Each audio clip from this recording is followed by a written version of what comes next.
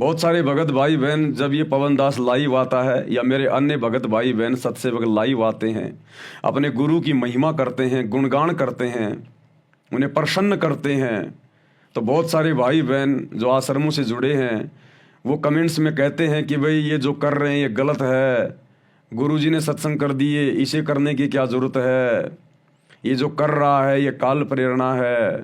भाई और बहनों, उन आत्माओं के सिर पे काल बैठा हुआ काल है, उन्हें पता ही नहीं है कि भगत ने करना क्या चाहिए। अरे भक्ति के बाद में भगत का दूसरा काम केवल अपने गुरु की महिमा, जिसको साध संगति कहते हैं, गुणगान कहते हैं गुरुदेव भगवान का। काल ने भी कहा था परमात्मा से कि जो आपकी महिमा करेगा, आपके ज्ञान को समझकर, आपको पहचान कर, मैं उसके निकट भी नहीं जाऊंगा, निकट भी।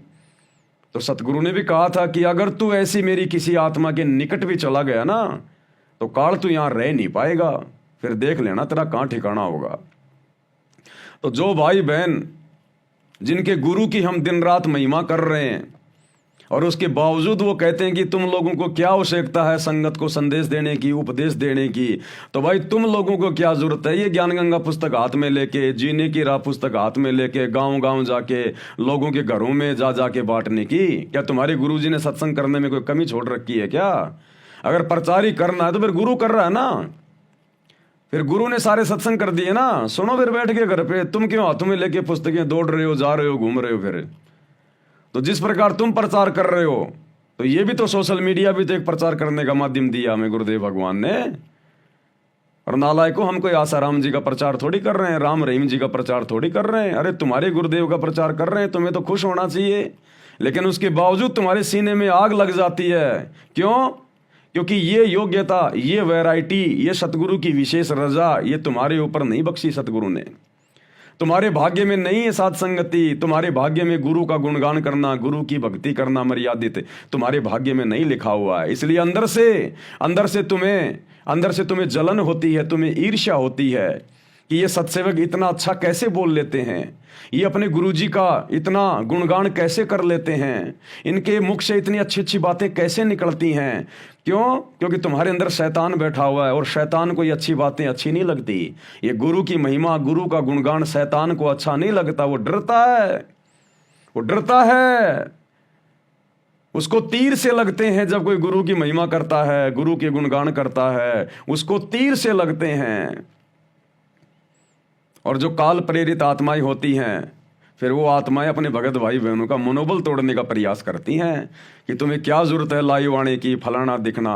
अरे तुम लाइव भी जुड़ते हो, तुम लाइव जुड़ते हो तो लाइव सुनते भी होंगे 10-5-10 मिनट।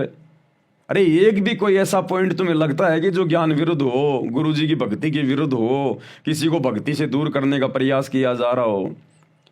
यहाँ तो फूल बरसाए जाते हैं सतगुरु की महिमा में, लेकिन तुम लोगों को ये सच्ची बातें कड़वी क्यों लगती हैं? क्योंकि तुम लोग मर्यादाओं में नहीं हो, तुम लोग मर्यादाओं में नहीं हो। और मर्यादाहीन जो भगत होता है उसको ये मर्यादा की बातें, भक्ति की बातें उसको तीर जैसे लगते हैं, तीर जैसे। अन्यथा देखो सत्सेवक भाई बहन हजारों लाखों की संख्या में जुड़े हुए हैं, और जब किसी भी अपने भगत भाई बहन के मुख से अपने गुरुजी का कोई शब्द सुनते हैं, कोई महिमा सुनते हैं, या जब दास लाइव आता है, तो भाई बहनों की आत्मा गदगद हो जाती है, गदगद आंखों से आंसू निकलते हैं हमारे गुरुदेव भगवान के प्रेम में, प्यार में। क्यों? क्योंकि साध संगति में जो भी बातें बताई जाती हैं, जो भी वचन बताए जाते हैं, जो भी नियम की बातें बताई जाती हैं, हम उन सभी नियमों में खरे हैं, खरे। इसलिए हमें वो अच्छी लगती हैं। शैतान हमारे हृदय से बाहर निकल चुका है, इसलिए हमारे को ये बातें अच्छी लगती हैं। लेकिन जो मर्यादा में नहीं होगा, जो साध संगति के नियमों में नहीं होगा, अपने गुरुदेव की मर्यादाओं में नहीं होगा, भाई उसको तो तीर जैसे लगेंगे, क्योंकि उसके घट में तो शैतान बैठा हुआ अभी। और शैतान को ये मान मर्यादा की बातें, गुरु महिमा की बातें ये अच्छी नहीं लगती हैं। तो हमने ऐसे लोगों की बातों का ना तो कोई प्रत्युत्तर देना चाहिए, क्योंकि वो हमारा समय बर्बाद करता है। इसलिए हमने ऐसे कमेंट्स का कोई जवाब नहीं देना चाहिए हमने किसी को। क्या पता कौन सी अच्छी बात परमात्मा दास से बुलवा दें और आप उसके कमेंट्स का जवाब देते समय वो बात ना सुन पाएं, ढंग से विचार ना कर पाएं, तो आपने तो अपना नुकसान कर लिया। तो जो भी जैसा बोल रहा है उसको बोलने दो, हमने उनकी बातों का बुरा नहीं मानना है। आवत गाड़ी एक है, उल्टा हो अनेक, कहे कबीर ना उल्टियो रहे एक की एक। जो तो को काटा वो वे ताको वो तू फूल, तो ये फूल के फूल है वाको है त्रिशूल। गुरुदेव कहते हैं ना कि जय कंचन बिष्टा पड़े घटे न ताको मोल। अगर सोने को अगर लेटरिन में डाल दिया जाए, गोबर में डाल दिया जाए, तो सोने की कीमत कम नहीं होती है। तो हम सत्सेवक तो गुरुदेव भगवान के सोना है, सोना, सोना सिक्का। हमें चाहे जो मर्जी कुछ भी कहे, सोना तो सोना ही रहेगा। परमात्मा का सच्चा भगत तो सच्चा ही रहेगा। तो भाई और बहनों, हमने तो निरंतर प्रयास करना है, भक्ति मार्ग पर आगे बढ़ना है। और ये गुरु महिमा की जो बातें होती हैं, ये हमारे अंदर हमारी आत्मा को चार्ज करती हैं।